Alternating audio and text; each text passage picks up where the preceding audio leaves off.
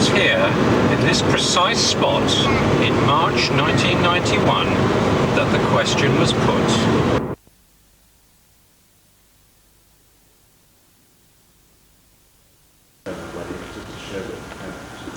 You're giving your daughter on behalf of your wife, so it's a joint action. No, you're not. I'm not giving my daughter away. I've explained this to you. No, here we go.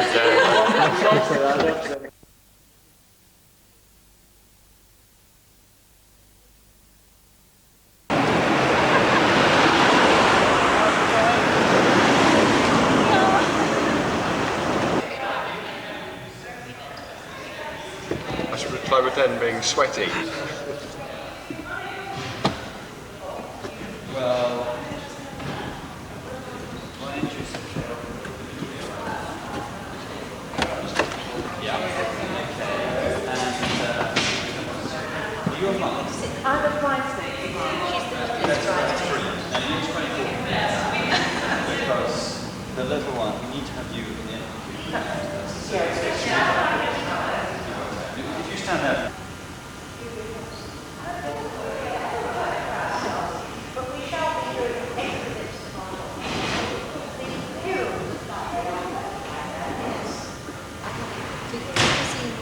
You found all the tunes eventually, did you?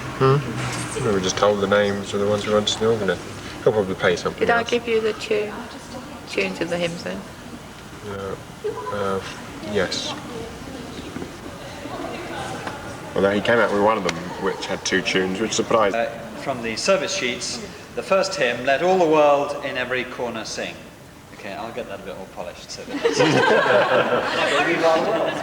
I sounded all right. Yeah, very good. okay, so we sing. No, actually, before we move on with this, we've got to, when the hymn starts. Yes. Okay. And so he will say, but first I'm required to ask anyone present who knows a reason why these persons may not lawfully marry to declare it now. And I turn to the vows as your wife, will you love her, comfort her, honour and protect her, and forsaking all others, be faithful to her as long as you both shall live? I will. Pretty good. I do. No, it's I will. It's I will. You got that right. I say I will. You need to say it very clearly. Very good. It was good. It was much better than most people Come did. out his head. It's not will I. Practice again. Will I? I will. That's very good. That's very good. I'll just practice with you. Rachel, will you take Mostyn to be your husband? Will you love him, comfort him, honour and protect him, and forsaking all others, be faithful to him as long as you both shall live? I will. How's that? Very good. Don't make it sound as though you've got your arm just... I will. I want to. Now, this isn't actually in the marriage I don't want him to especially, but if he does, doesn't he? Yes. Just to show that. Yeah. Someone just to show that.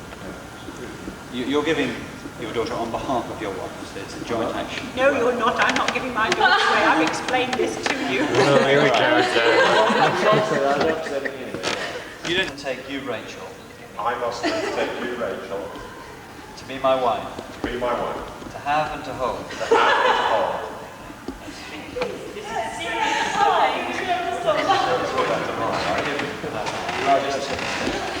Please go. And Bishop John will steer you through this. And I, Rachel, take you, Mostyn, I, Rachel, take you, Mostyn, to be my husband, to be my husband, to have and to hold. to have and to hold. Must be to copy. Hi. You missed your You haven't missed your bit, so No, that's you're really just coming up. You've time to do it. You could be right.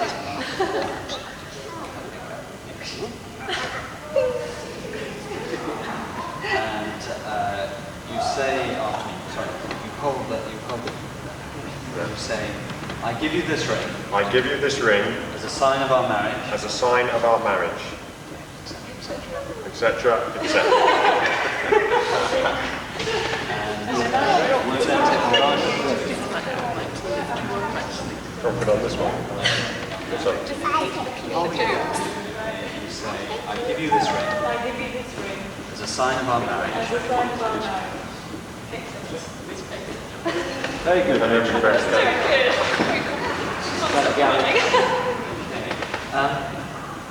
At the end, he will say this. In the presence of God and before this congregation, Rachel and Mostyn have given their consent and made their marriage vows to each other. They have declared their marriage by the joining of hands, by the giving and receiving of a ring. I therefore proclaim that they are husband and wife. That saves coming back tomorrow, doesn't it? That which God has joined together, let not man divide. And you kneel down. You'll say something like this. Will the congregation please remain standing, and the bride and groom kneel. So you now kneel. And praise a prayer of blessing on you. And then you need to move across. Now you need to have space here. If there's a problem, earlier in the She may end. which you said you were going to... Yes, you've got your father's going to read it. Another bishop's doing it. Jeff Bishop. That's his surname.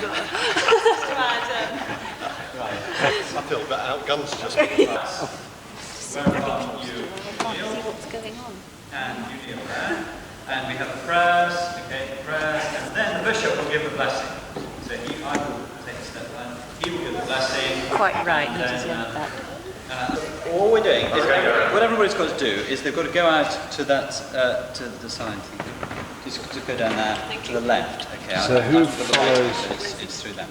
So I'm not quite sure what the bishop will want to do, whether he'll want to go first or second.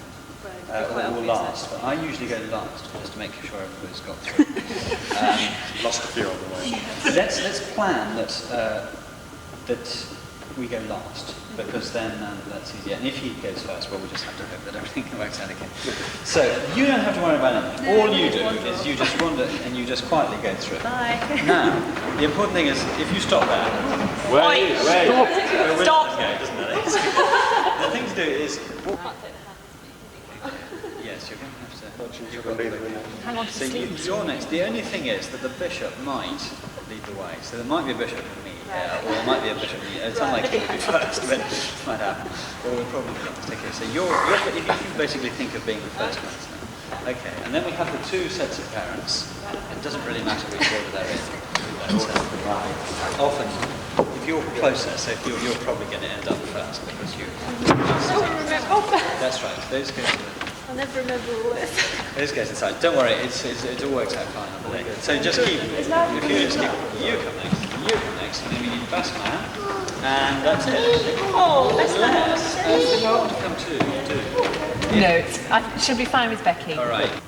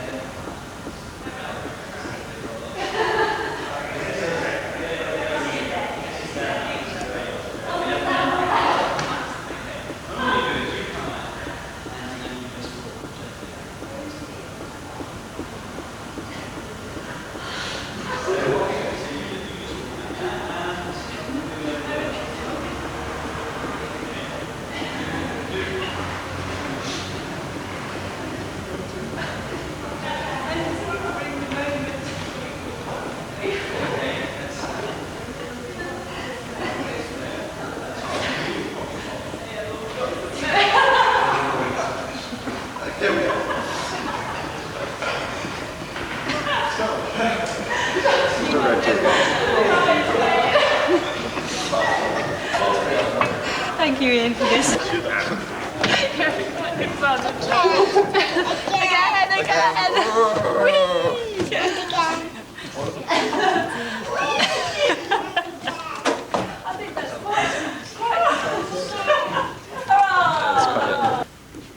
There we are. These are the figures. So this is where the man steps in. Very nice. Okay. All right, we need to give you some money back.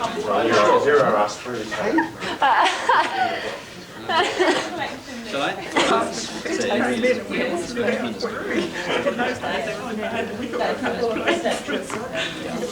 The bishop forgets to get rid of Dan. And he's just standing there at this. Yes.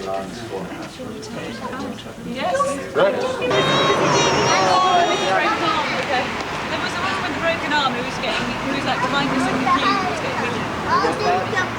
Second I was standing there doing it. Mum, what time are you aiming to be at? Am I having a show you? Dad doesn't know that yet. Might be easy. Whoa! Oh, you're Just married. And some ribbon.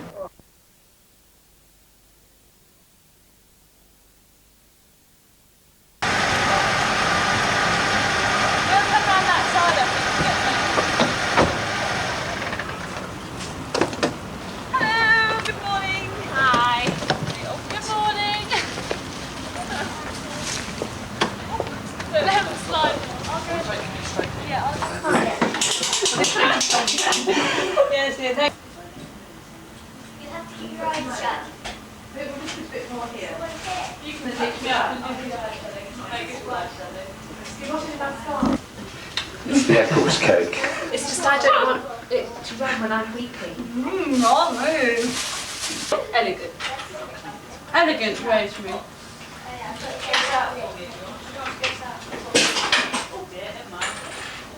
Take your foot out, girl.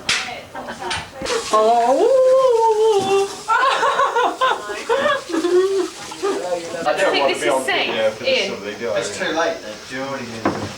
I'll pretend I'm Sorry, we've all been filmed this morning, so I don't need it. Oh, I see. I've got a shoe on you. Don't stop wasting it. Very smart. going yet. What time me and I'm going? What time Mother and I going? That look on film. Okay, right. You're looking very rushing down. Yes, I know, dear. Sorry. No. I'm doing a tiny mirror at the minute.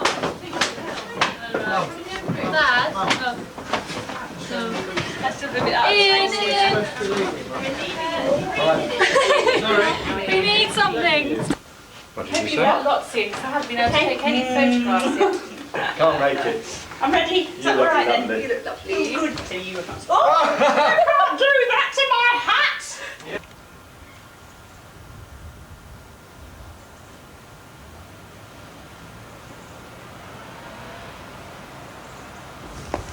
There we are. Okay. Brilliant.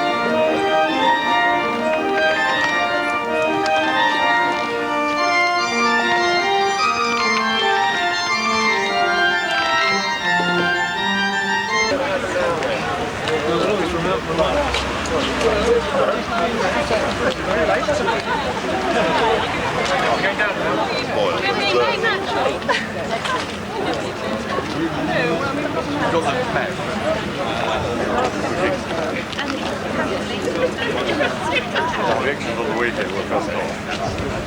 Every reason to think there'll be a Roger.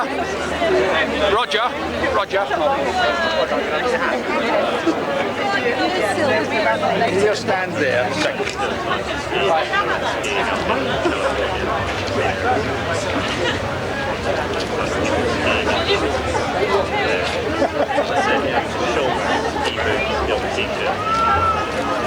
That's fine. Rosemary? Ah, They're nice. here we are, Rosemary, this way. Take the plug out. Right. Right, sorry. Sorry. That's all right. Sun's too much. Doing very well. Oh my God.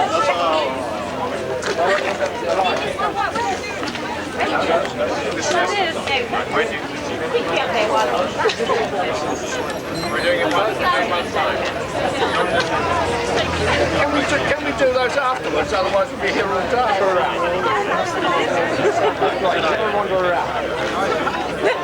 There'll be a little person peeping across the back. That's fine.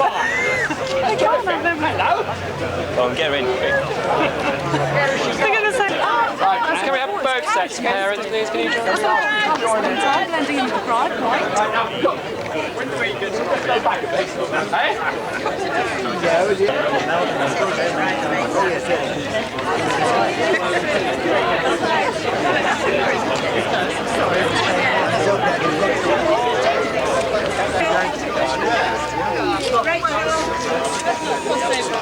Just got it.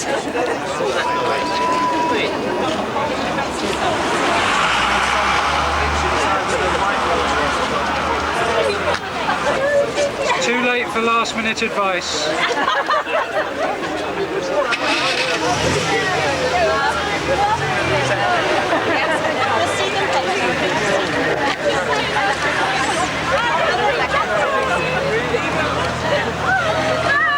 You spare driver, Mostyn?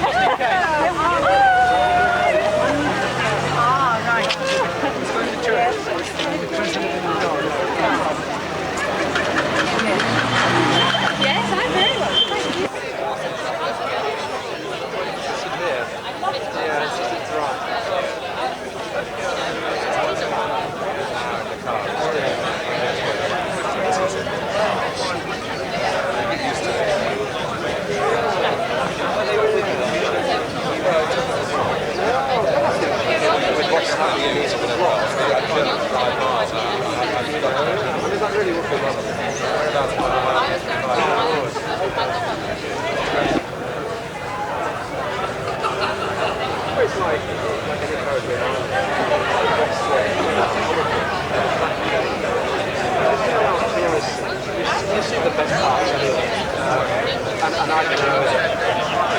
Yeah, we have to wait till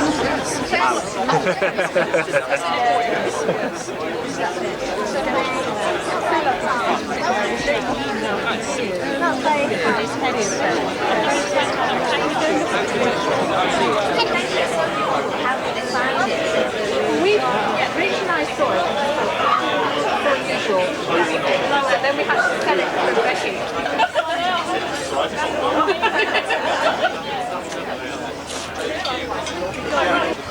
You give it to Rachel? No, it's not. Oh, thank you very much.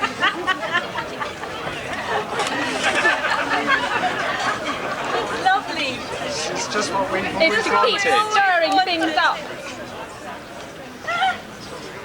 What your name? It was quiet. Dead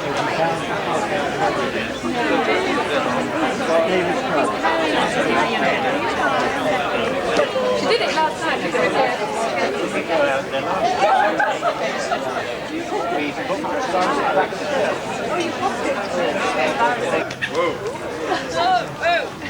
Right, I think they heard that. The bride and the groom will now cut the cake. You may take photographs if you wish. Thanks, Nigel. Katie, so how do we do this?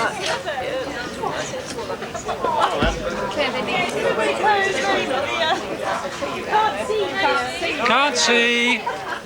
Sign you please. Go on. Press harder.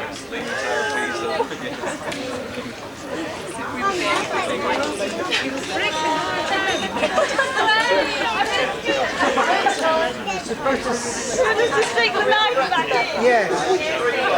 All hands. Rachel? Hey.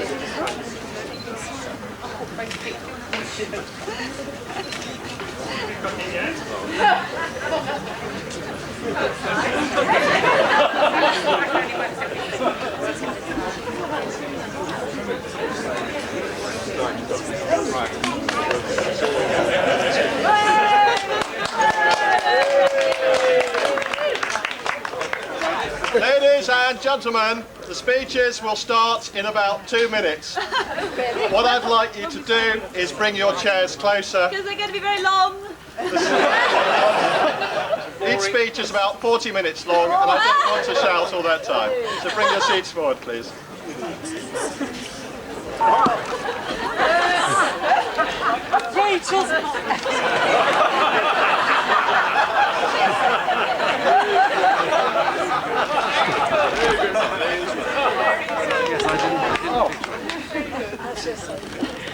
Mr. and Mrs. Field. Right. New friends, relatives, and everybody else. Ladder. Last week, I looked up Debrett's Etiquette and Modern Manners to see if I could find any advice for the father who makes the speech. The principal advice I was given, I quote, "It is essential to keep speeches as short as possible."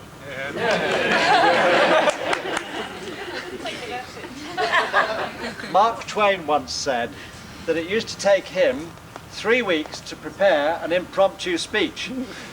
Yes. Well, it's taken me 7 years to prepare mine, and I'm still rewriting it.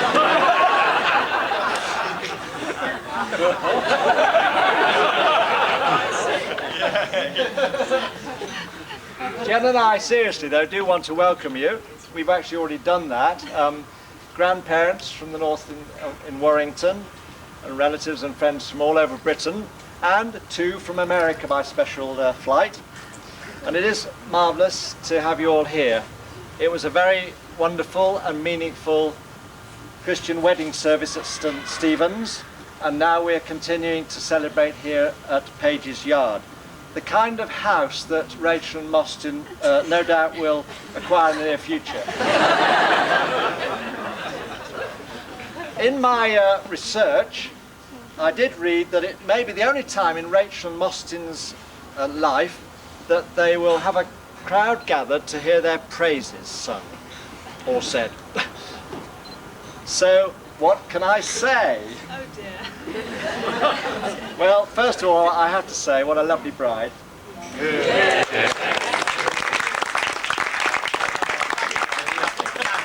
Now, Rachel was born in the 1960s, and it is recorded that at 3 months old she first chuckled. She has a sense of humour. It was recorded that at 6 months old she showed her first signs of a temper.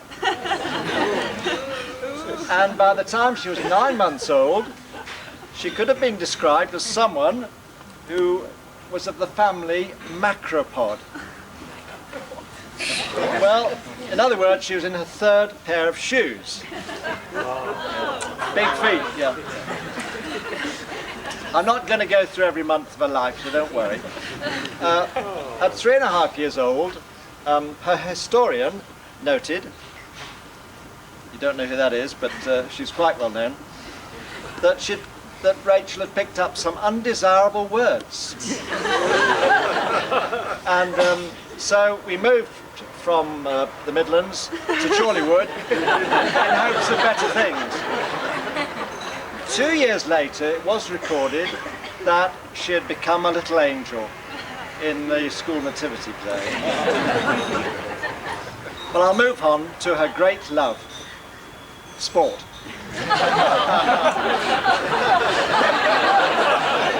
She was an early swimmer, a cross-country runner, a tennis player, and of course her consuming passion was hockey.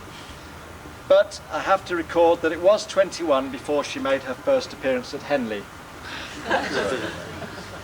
So she is a loving and talented daughter, so what more can I say? Now, what of Mostyn?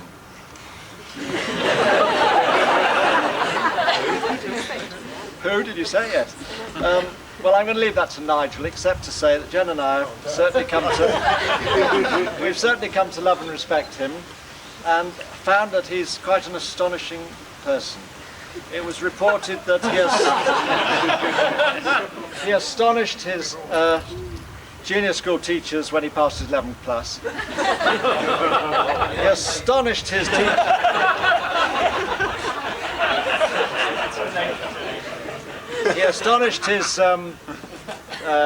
teachers at Emmanuel School when he got to London University, and I think he's astonished all of us when he asked Rachel to marry him.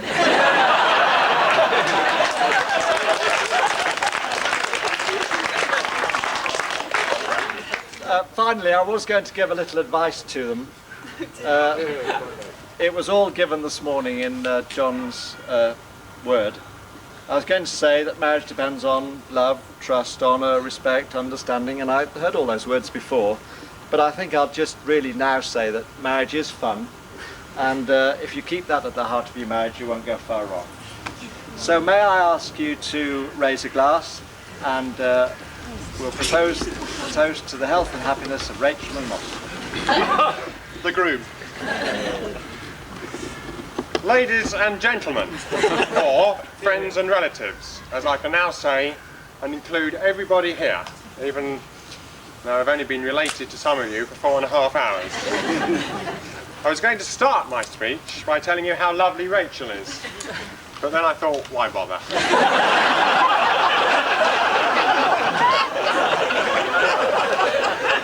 Because you all know that I think she's lovely, because I've just married her.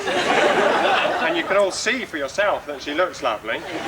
So the overwhelming evidence means we can skip that section. And now I can speak on behalf of my wife and myself. Firstly, we'd like to thank Rachel's parents. I'd like to thank Rachel's parents for the fine job they've done in raising her. There may have been moments, I don't know, many, many years ago, when they thought they were raising a monster. But the finished article testifies to what a good job they've done. We'd also like to thank my parents, who are still hoping to come out of that stage, for all they've done for me over the years, especially for the opportunities they steered me towards, always supportive and encouraging, but never pushing. Next, we'd like to thank Rachel's parents for everything they've done to make today such a success. Without their help, we'd currently be standing in the local park with nothing to eat, and indeed, without my parents' help, nothing to drink either. I know that Rachel and I are going to enjoy being members of 2 families, rather than just one each. And just to show you how Jen and Rog have gone out of their way to make me welcome in their family, the first time I visited Haddon Cottage, for dessert, we had bread and butter pudding. Well, being on my best behaviour, I mentioned, as I finished my second large portion, that bread and butter pudding was my favourite dessert. And to this day, whenever I visit, there seems to be bread and butter pudding on the menu. And as a gesture of goodwill to my new father-in-law, I've decided to reveal to everybody today that I'm also very fond of chocolate mousse, apple, blackberry pie and rhubarb crumble.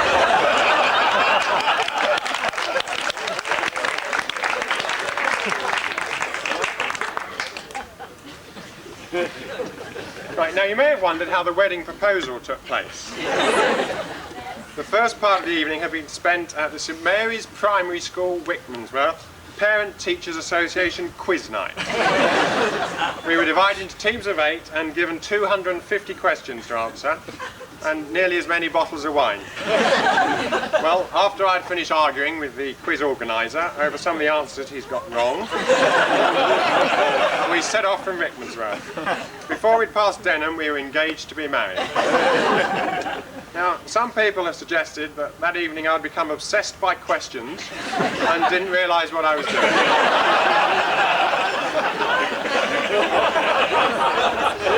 Others, rather unfairly in my view, had suggested it was the first question Rachel had answered correctly.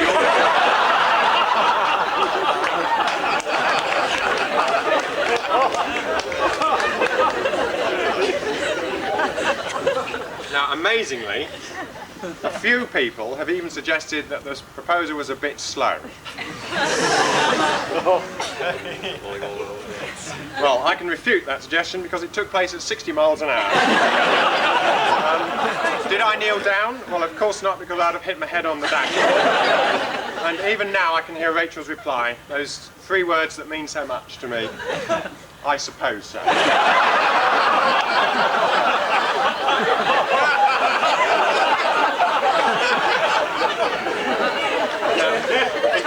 In case you think that I'm not ready for married life because all I've done for most of my life is row, I'd like to tell you what rowing has taught me that I think will be useful in married life.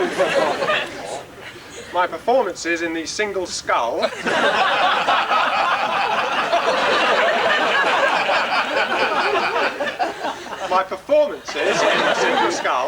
have taught me that I'm absolutely useless by myself. The Cox's 4 teaches the importance of teamwork, whilst in the 8 and the Cox 4 one learns how to take orders from someone much smaller than one. But perhaps the best preparation for marriage is the coxless pair, because in this boat 2 people have to work very closely together, even though neither of them can see where they're going. But I'm not sure how hockey will have prepared Rachel for marriage, because this seems to involve running around and threatening people with a big stick.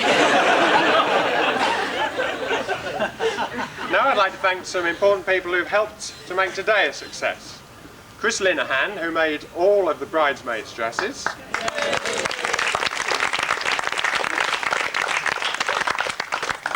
Sil, who did the much admired artwork for the invitations and service sheets. John Perry, the Bishop of Southampton, for driving up from Devon this morning to marry Rachel and myself. I'd like to thank Gary, Gareth and Simon from the Old Emmanuel University of London's School of Barman. And Claire Grattan, who made this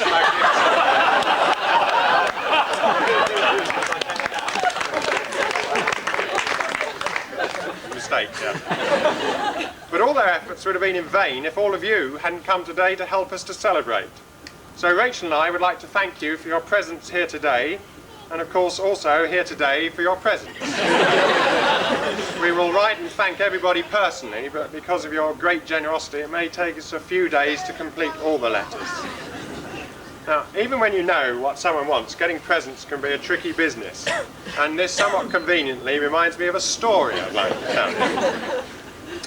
The British ambassador was in Washington some years back, and about a fortnight before Christmas, he was rung up by the local television station.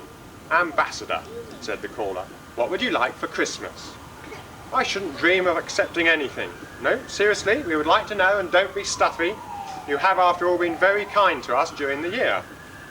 "Oh, well, if you absolutely insist, I'd like a small box of crystallised fruits."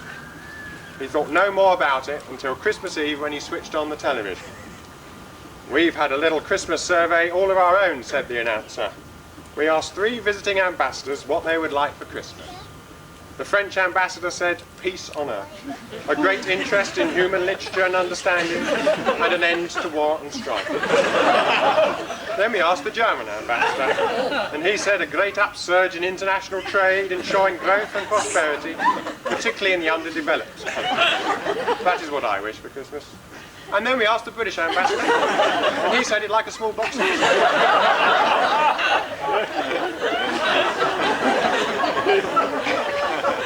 I'm just about to hand over to Nigel, my best man, but first I must thank Nigel for the excellent job he has done so far. The other day I heard of a best man who, knowing the bride was a Christian, thought it'd be nice to leave an appropriate Bible verse in the happy couple's hotel room for her to find later on. So he searched the Bible and found the perfect verse, 1 John chapter 4, verse 18. You want me to tell you what it is? "There is no fear in love, but perfect love drives out fear." Unfortunately, instead of 1 John, the best man wrote John chapter 4, verse 18. That evening, whilst the groom was in the bathroom, the bride found the note and looked up the verse. She read, "The fact is, you have had 5 husbands, and the man you now have is not your husband."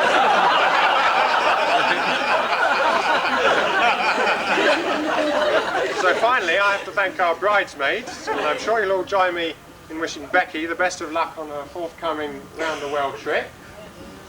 Nicola, good luck at her new school. And Rosemary, better luck with her pronunciation of my name. All three of them have carried out a very difficult job faultlessly. Namely, looking lovely without upstaging my lovely wife. So, ladies and gentlemen, I give you the toast, the bridesmaid.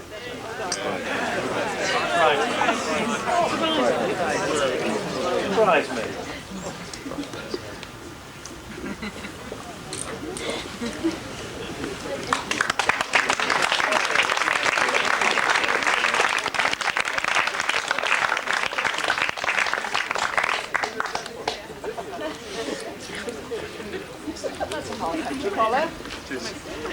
Ladies and gentlemen, and oarsmen and oarswomen, it will come as no surprise to Rachel and the friends here that know me well that I was late collecting Mostyn this morning.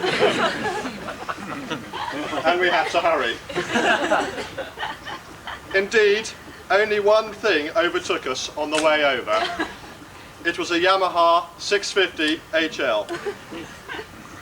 I was surprised at this because a Yamaha 650 HL is an electric organ.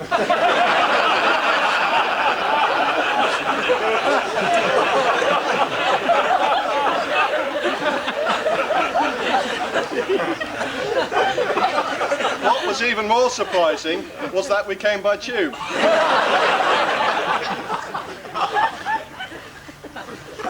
On the tube, there was a woman sitting opposite me with a John McCarthy is free t-shirt on. Big deal. As she left the tube, I read the back of the t-shirt. It said, "The other hostages still count." Well, of course they do. They've got nothing else to do.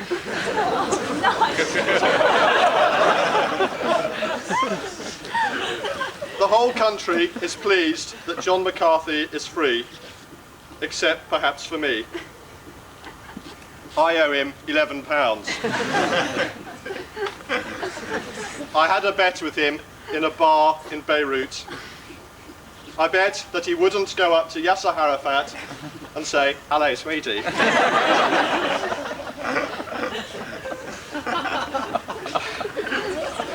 But now, on to the real reason that I'm standing here in front of you, and that is to speak on behalf of the bridesmaids.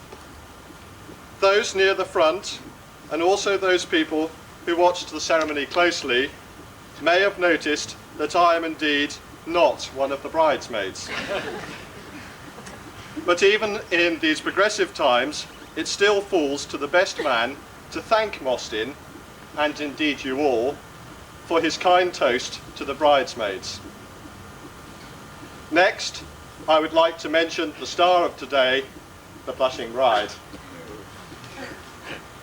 I've been doing a little bit of research about Rachel's past. Her first boyfriend was the paper boy called Marius, to whom she left little notes under the milk bottle.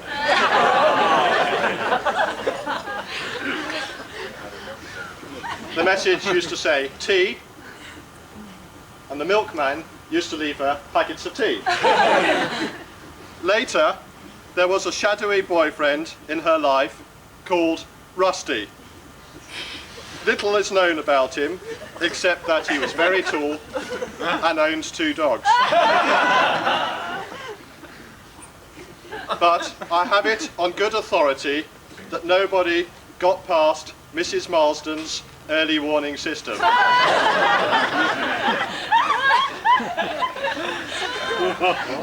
There's obviously been a few attempts. 2 strategically placed creaking floorboards on the staircase. Little else is known about Rachel's past. Yes, you've guessed it. This is the bit that the best man talks about the groom. I first met Mostyn in 1978 and have known 14 of his 15 previous girlfriends.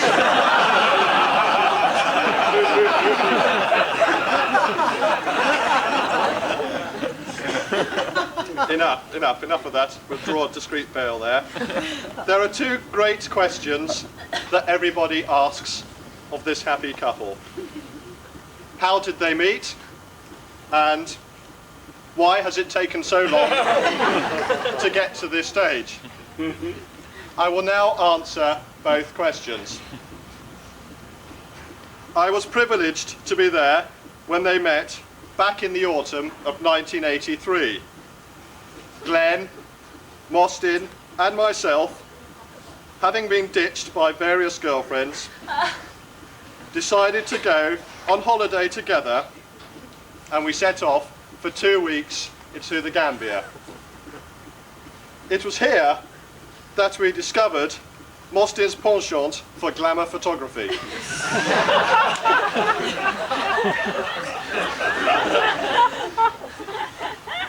Our holiday snaps give a fascinating insight into our respective characters. Glenn took photographs of sunsets over the sea. I took photographs of the friends that we made that holiday. As for Mostyn, he took photographs of every topless girl on the beach. Mostyn was in his phase at this time, and I'm not entirely sure that he's out of it yet, if last Saturday was anything to go by.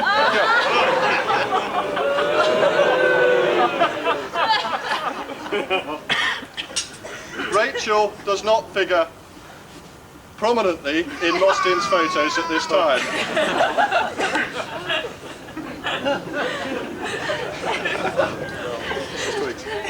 Once back in England, Mostyn was lured to Rachel's flat by the ample charms of her flatmates. He got nowhere here, and slowly Mostyn's friendship with Rachel turned into something more. And one day he declared to Glenn and myself that he was going out with Rachel. Did things speed up from there? No.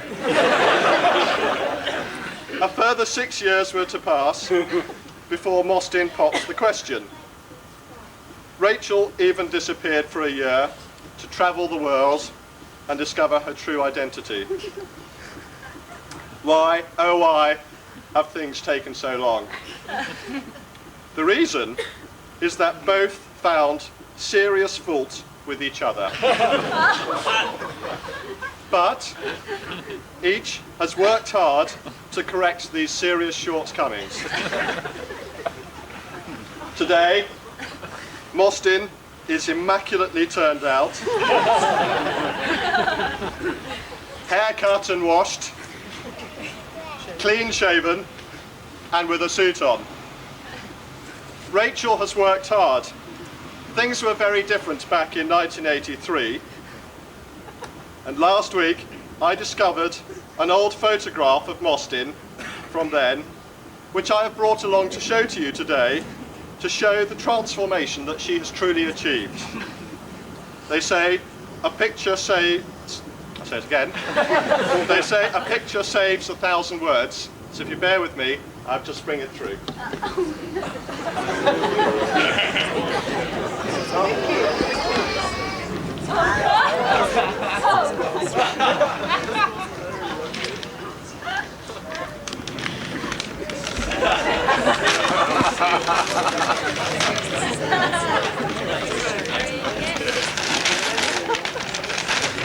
Is that the right one?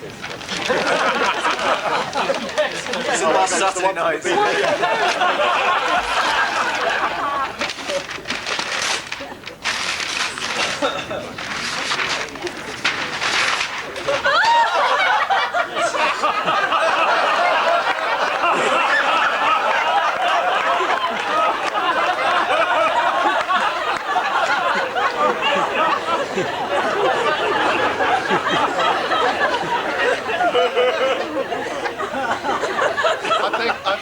Rachel has done very well.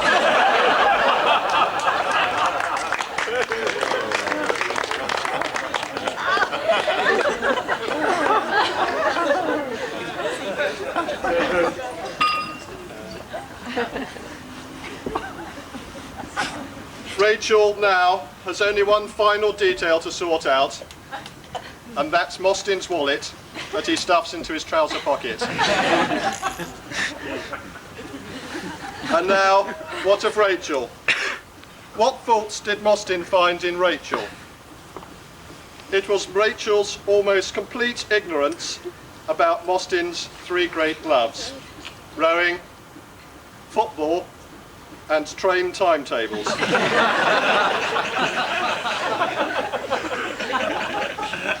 Slowly, over the years, Rachel has worked hard to match Mostyn's encyclopedic knowledge of these three great areas. She can now answer virtually any question on these three topics. Let me demonstrate. Rachel, question 1. Who came 25th in the Head of the River race in 1974? Manual school. Correct.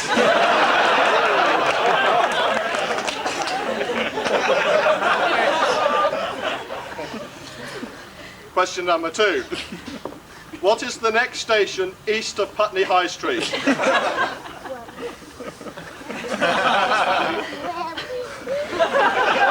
come back. Wandsworth Town. Correct. Question number 3. Who won the FA Cup in 1952? Bolton Wanderers. Correct.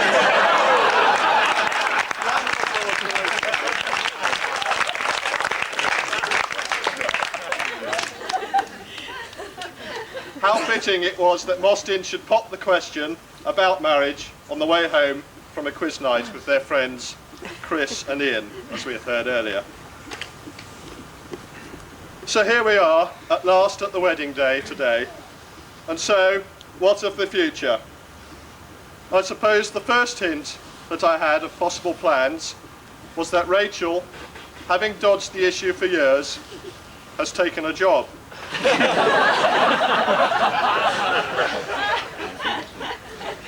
Rachel works for Richmond, Twickenham and Roehampton Health Authority in the field of health, education and promotion. In particular, she specialises in the prevention of alcohol abuse and smoking. Much work has been done here in recent years, and we have seen increasingly strong warnings about the dangers of smoking on cigarette packets. Smoking can give you cancer, smoking kills, and so on. Rachel's department have established that it is teenagers that are most likely to start smoking. Therefore, messages should be targeted towards this group. Rachel's new messages appear next month on cigarette packets and are targeted towards teenagers. For boys, the message will read, "Smoking gives you acne." For girls, the message will read, "Smoking gives you fat ankles." And for adolescents in general, the message will read, "Smoking makes you dance like your dad does at wedding receptions."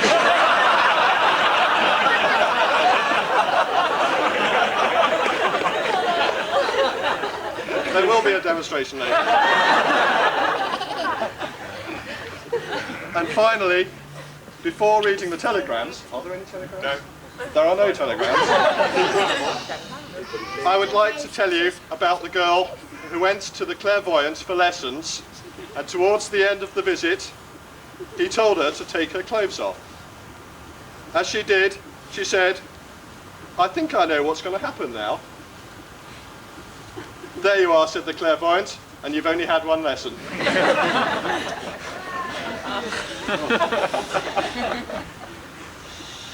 In conclusion, I would like to wish, yet again, Mostyn and Rachel all the best for the future.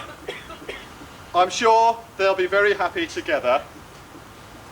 And from what I saw last night, neither Mostyn nor Rachel will have any problems with their new in-laws. Thus, there'll be no truth in the saying that behind every successful man is an ambitious wife and an astonished mother-in-law. So I suggest that everybody stands and drinks a toast to the bride's and groom's parents, without whom none of this would have been possible.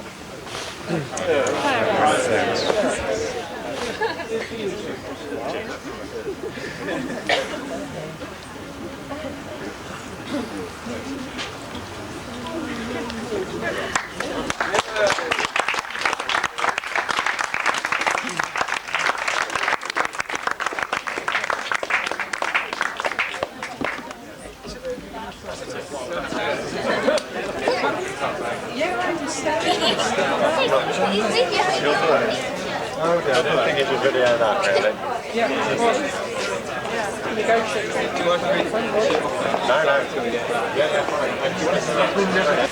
Well, Gavin, it looks like it's you on your own doing the car there. I'm helping. Yeah, you matched the balloons. Yeah. Two dresses in one day. Wow. What's Tim and Willie? I don't know. How are you going to get out there? You better go before everybody realises. No, we're not. I thought we were going to hurt. Rachel and I are about to depart, but before we go, we'd just like to give these little presents to our parents. Which we forgot to do earlier.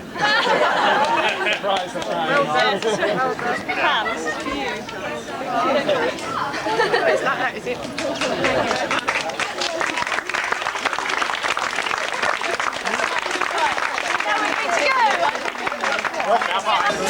Got the keys? Tim's got. Tim, where's Tim? Right. Hooray!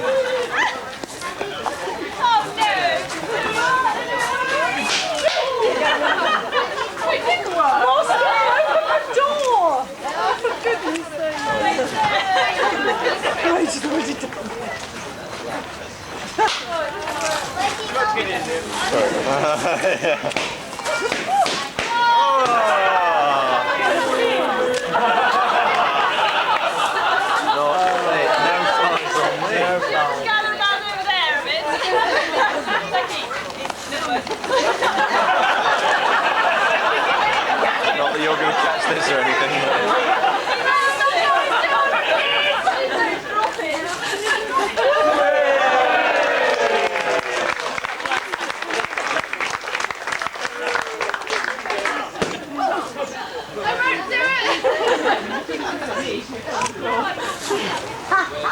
All sorts of thoughts in my mind, like save that